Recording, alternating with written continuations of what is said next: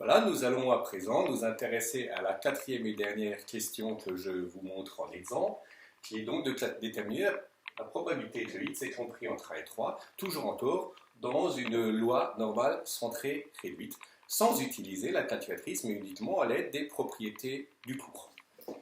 On veut que grand x soit compris entre 1 et 3, je vais tout de suite assurer le domaine compris entre 1 et 3.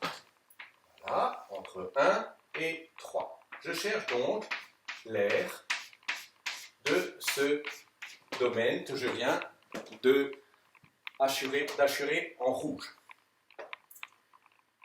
Alors, si je réfléchis un tout petit peu pour trouver cette probabilité, je sais que la probabilité que x soit plus grand que 0, je sais que toute cette probabilité fait 0,5. Mais là, ça ne va pas m'aider à grand chose. Donc, mauvais départ.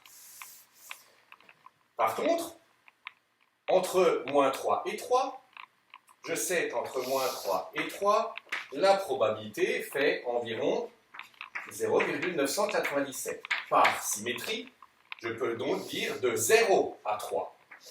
De 0 à 3, la probabilité sera donc de environ 0,997 sur 2, divisé par 2.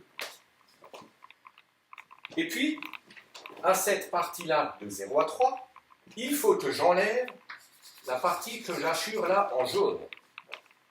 Pour la partie que j'assure en jaune, on est entre 0 et 1. Entre 0 et 1, du fait de la symétrie, c'est la moitié de la probabilité d'être entre moins 1 et 1, que je connais aussi, qui fait 0,683. Donc ici, on a 0,683 divisé par 2. Et donc, la probabilité que x est compris entre 1 et 3, c'est la probabilité que x soit compris entre 0 et 3, moins la probabilité que x soit compris entre 0 et 1. Je prends tous les nombres entre 0 et 3. J'enlève tous les nombres entre 0 et 1. Il me reste les nombres entre 1 et 3. La probabilité que x est compris entre 0 et 3, on a dit que c'était environ 0,997 sur 2, plus la probabilité d'être entre 0 et 1, donc la moitié de 0,683, plus 0,683 sur 2. Reste à prendre la calculatrice, à effectuer ce calcul, 0,997 sur 2, plus 0,683 sur 2, ce qui donne 0,84.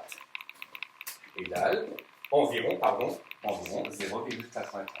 Donc, il y a 84% de chances que ma variable aléatoire soit comprise entre 1 et 3.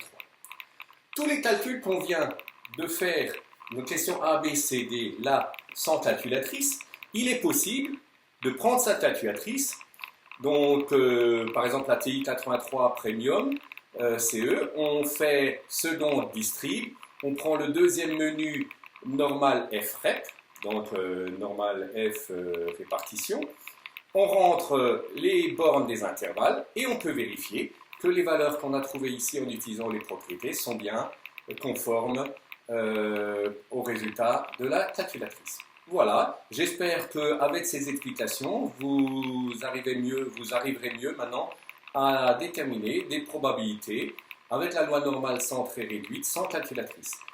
Pour la loi normale, dont l'espérance ne vaut pas 0 et l'écart type ne vaut pas 1, nous aurons l'occasion de voir cela à un autre moment. En tout cas, vous verrez qu'il y a des raisonnements assez proches de considération à faire par rapport à l'aire et par rapport à l'axe de symétrie. Voilà, bon courage et à bientôt.